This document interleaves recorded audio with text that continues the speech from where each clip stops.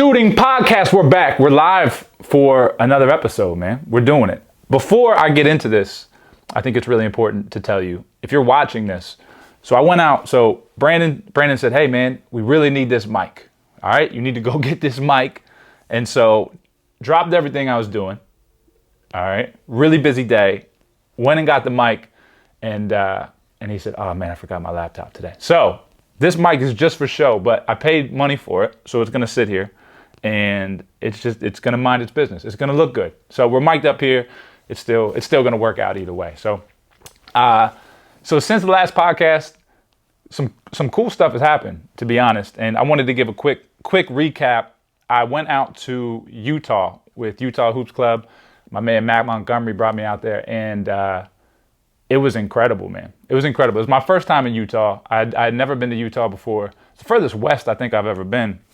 But you get out there and there's mountains everywhere, right? So that's all I'm seeing. So we get off, and he had like a camera guy show up to the airport, and basically we documented the whole 4 days that I was there. So it's going to be really cool.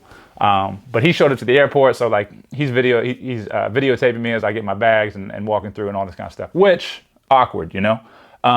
But so we get outside, and the mountains are crazy. I'm telling you, it's crazy, and I'm just in amazement of them. And I kept saying to people, you guys have these beautiful mountains out here. Like how do you deal with that? You know what I mean? And how or that's so cool. I'm just like kind of blown away by it. And everybody just would look at me and say, oh yeah, we don't really notice them anymore. And then I was like, well, here I am just in amazement of the mountains, and everybody's saying that, you know, they just start to take it for granted. And then I immediately thought like, oh, this must be how my wife feels when people are like, oh man, Mike's so incredible, right? Like you get to be with Mike every day. He's so good looking and charismatic, right? Like that's crazy. And then she's like, oh yeah, I guess I never even thought it. So basically what I'm saying is I'm kind of like a mountain in a way. I'm strong, except I got a little bit more personality, and that my wife obviously is extremely lucky to have me. But that's all made up. So while I was out there, we did 6 clinics, 12 hours on court. We filmed for something that's going to be really, really cool, that I'm excited to start. I'll be able to talk about more about it in the future. But, you know, it's one of those things that you start to take these trips. And I remember like the first time I took a trip for a clinic, and it was interesting because when you start doing this stuff, right? When you start pursuing anything that's more of like a passion project type thing, you don't know necessarily where it's going to go. And I feel like I can always remember myself. When I went all in and I was in Nashville, I always remember driving to the gym. I would leave the house at like 3:45 in the morning, and I would always hold this image in my head of like eventually where I want to get to, or what I want to do.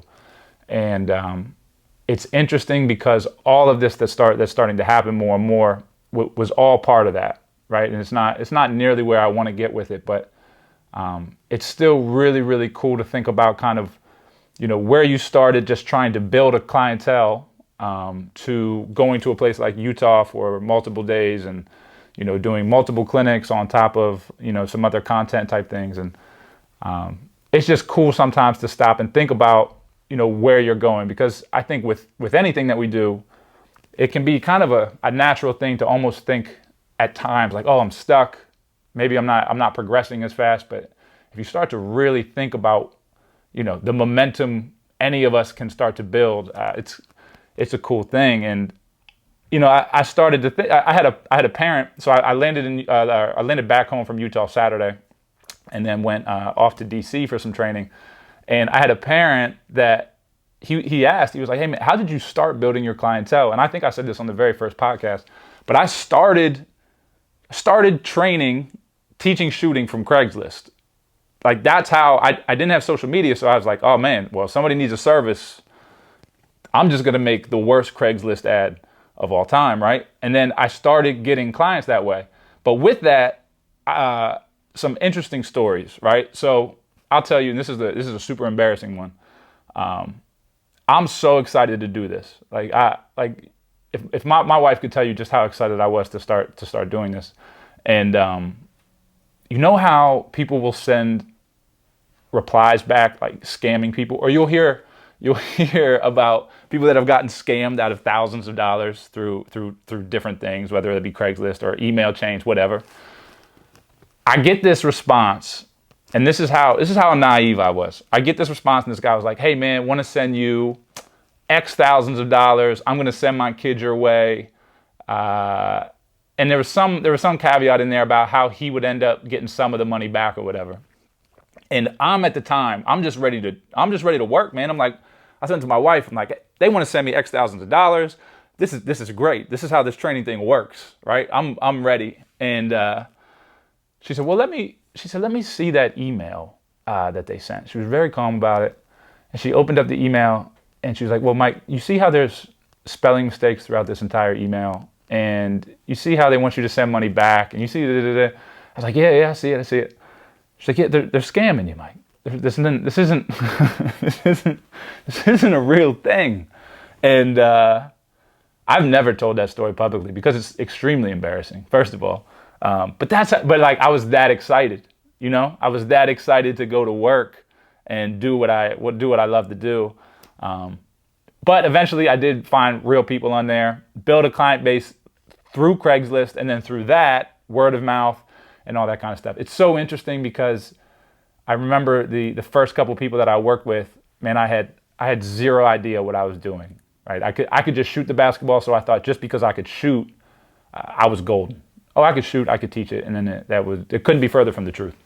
And it was cool though. It was cool, especially early on, driving all over the place, you know, people's backyards, random gyms. I think I've been kicked out of 10 gyms in the Nashville area. I would just buy, they had these community centers, and I would just bounce from community center to community center until somebody came in and gave me that look and it was like, hey bro, you got to go. You can't train here. But it was really cool, man. And so I wanted to tell two stories kind of about interesting things that have happened throughout, and I think they're kind of cool stories. But my first high level player that I ever worked with was now my friend now, Max Hooper. Now, if you don't know Max won his senior season at Oakland without shooting a 2. All he shot were 3s, and he's to this day the greatest shooter in person I've ever seen in my life. Unbelievable shooter. And so he hits me up, Mike, I want to work. Let's do this. Cool. I'm excited, but I'm nervous. I'm nervous as hell, to be honest with you, because this is the first time I've worked with somebody that's not, 12 years old and isn't going to look at me and really question what I do. So now I'm kind of thinking, man, I hope I really know as much as I know, because I got to work with this guy. And I'm at work, so I'm working my 9 to 5 in Nashville, and I'm just thinking about it all day. I'm nervous as hell. I tried to get a gym, can't get a gym. So I text him like, hey, this is the spot we're going to meet up at, because I knew I had a free pass there. I couldn't afford gym time, right? I didn't have enough money to rent a gym. So my whole thing was, can we try to go at an hour where I know a lot of people aren't going to be there? And if we can go at an hour that it's not going to be packed, at least we can kind of get on a court. And if they see us doing our thing, they'll leave us alone. So I go to this gym because I had 2 free passes. And I get in there and the court's packed, obviously, right? It's like 2:30. I left my job early, which will come to another story, which is interesting because it seems to be a habit. But I left my job early, showed up. I'm like 2:00 on a Tuesday. Like who's going to be there? And it's packed. So I call Max. I'm already nervous. Max, I found this other gym. Like quick Google search. I saw some church that was not too far away that said they have open court hours. So my whole thinking was, I'd never been there before. Let's just show up and see what happens. And in my mind, I'm just thinking to myself, man, this is the most unprofessional thing. I think that's one of the benefits of working in the corporate world, though, is that you kind of have that idea the whole time, right? I think that if I didn't have the prior experience of knowing what is professional, what is not, maybe that wouldn't even been as important to me. But I'm trying to maintain this, be on time, have everything ahead, have everything scheduled, and I'm so anxious about getting to this gym before Max gets to the gym. First time working with him, and I go to pull out. It was Nashville Athletic Club. I go to pull out of Nashville Athletic Club, and I just wasn't looking, and boom, this truck takes off the entire front of my car. Just takes it off completely. I see 1/4 of my car just laying in the street, and man, I was devastated, man. It was such a dumb thing to do. And so I called Max. Max just got in an accident. Probably not going to be able to make it. And at this point, he's probably like, okay, this guy switched gyms on me. Not only switched gyms on me, but now he's telling me that he has to cancel. I say, hey, we'll do it tomorrow. I promise we'll do it tomorrow. I hang up the phone. This guy gets out of his car. He looks at his car. My car, half of my car's on the road. And he just looks at it and he's like, yeah, man, I think we're good here. And I said, well, I should probably take your information. And he says, nah, man, I'm just going to go. It looks like I'm all right. So probably didn't have insurance. That was my guess on that one. And then I just hung out, waited for the cops to come. They towed my car, but I made sure that night that I still could get a rental for the next day, which I did, and then got to that same gym that we were supposed to go to, and it turned out to be the perfect location. Empty gym. We got there. We got work in. But, man, for the first time working with a higher level player, it was tough, man. It was tough, especially when you build up things in your mind that you're like, oh, this is what I'm going to do one day, and it's going to be so great, and then things like that happen. It's just, I don't know. It's humbling, and it's funny though to look back at it. The other story I wanted to tell. So I'm working another job.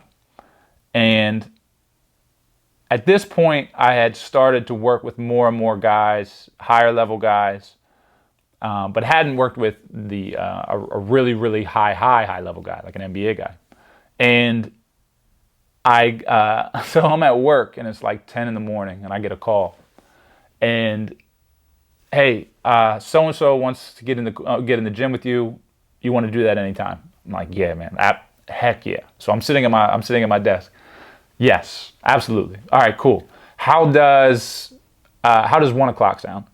And I'm sitting there at my job, and at the time I was almost trying to hide that I worked, right? So I was thinking that because I worked a 9 to 5, that if people saw that I was doing both, that they wouldn't almost think I was as committed as I needed to be, and all this kind of, like, just stupid stuff, right? And so this is my first opportunity to work with a guy on the highest level.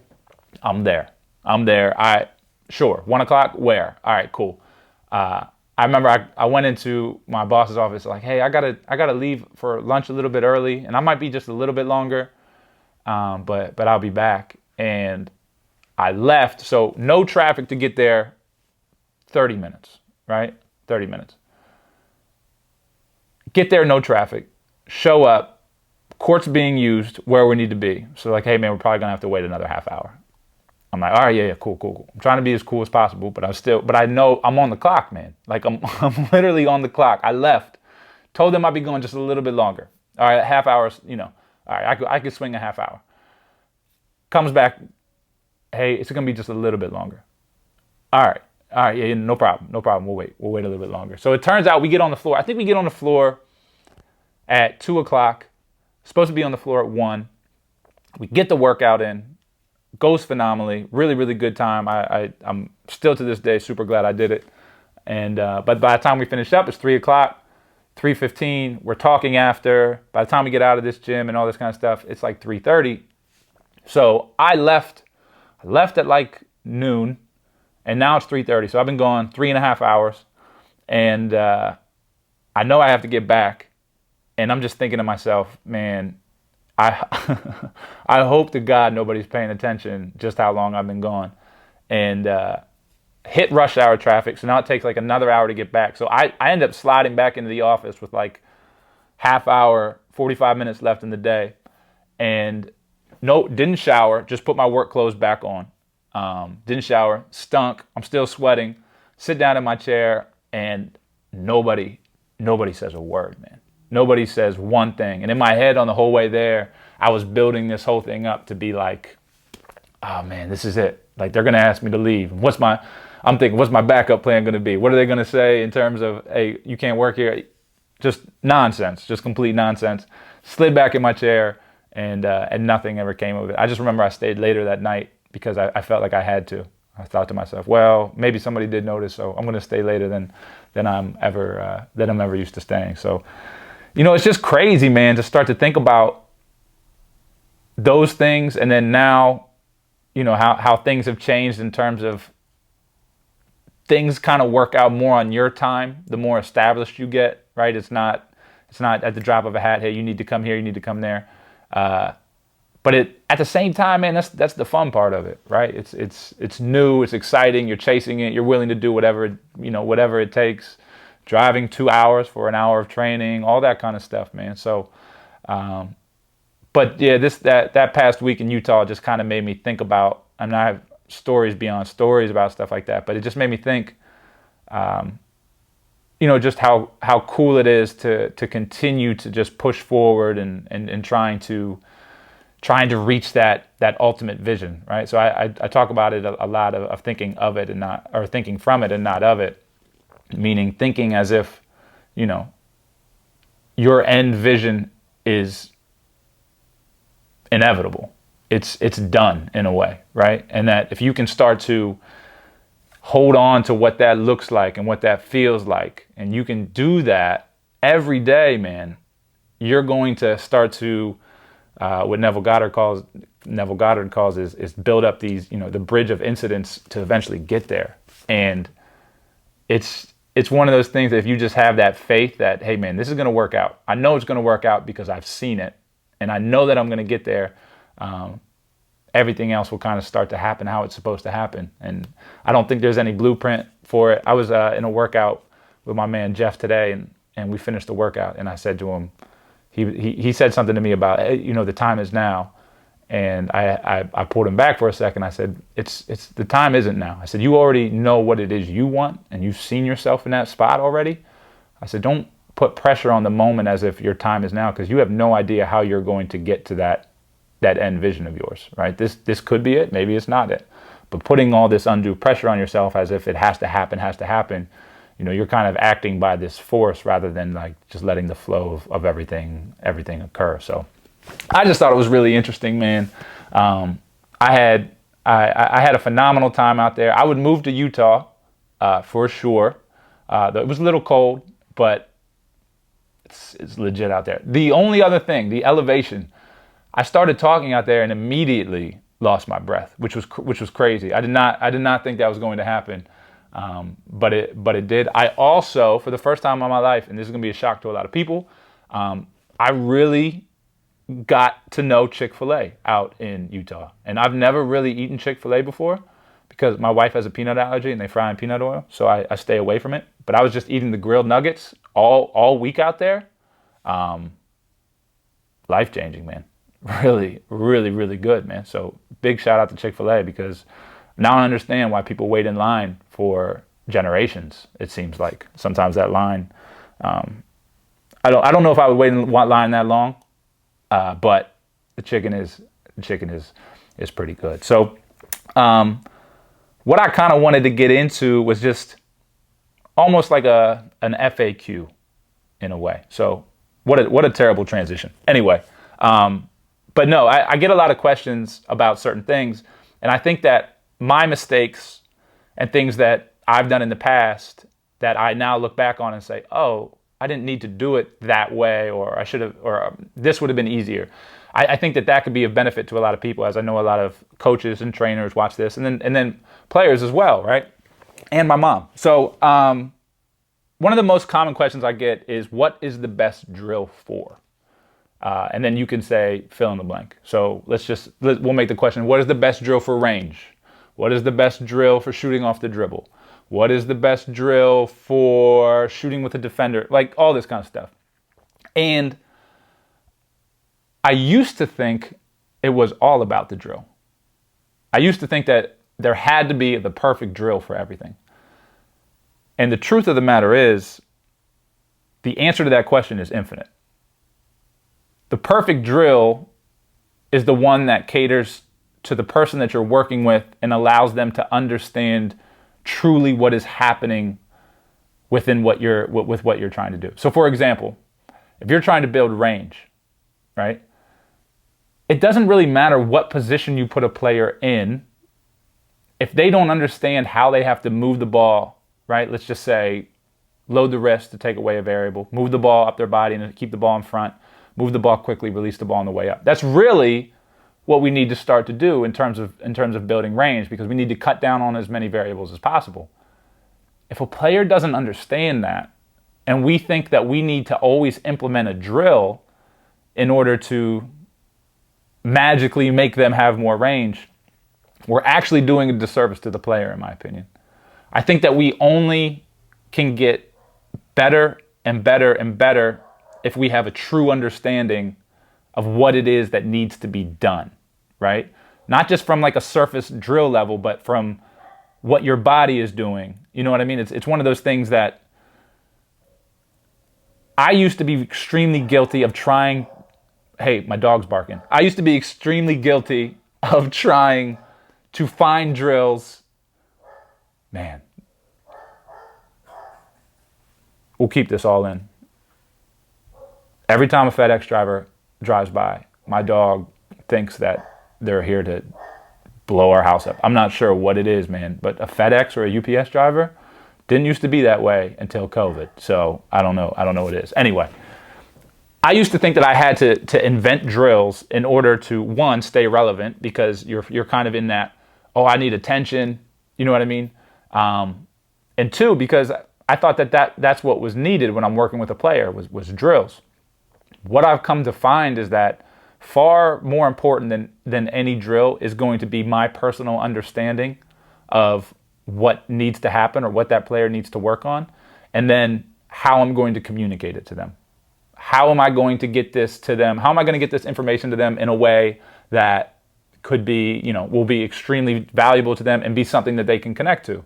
Because, at the end of the day, that's what we're there to do. We're not really, as a teacher, you're not really there to show the newest and greatest stuff all the time. If you're always changing things up, it's going to be hard to grasp onto what the core idea of what it is that you're doing is going to be. So I find myself now in a lot of situations where I'm teaching where it's me talking a lot, right? Because I need them to hear what I'm saying. I also want to hear their feedback.